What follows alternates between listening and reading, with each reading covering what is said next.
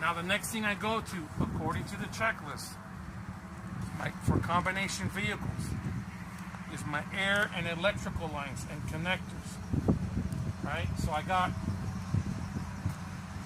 on my truck, I got hoses and fittings on my tractor. And I got my hoses and glide hands on the trailer. Right? Hoses and fittings on the truck, hoses and glide hands on the trailer.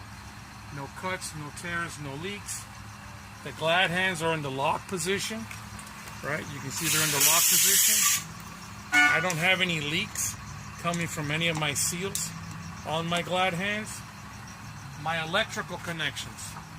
Right? Because I got the plug, the connection, the cable, and the plug on the tractor, and the cable and the plug on the trailer. I want to make sure that they're in the lock position. On that electrical line, I don't want to see any illegal tape. I don't want to see anything cut or torn. The lines and the electrical, the hoses and lines are not tangled, as you can see.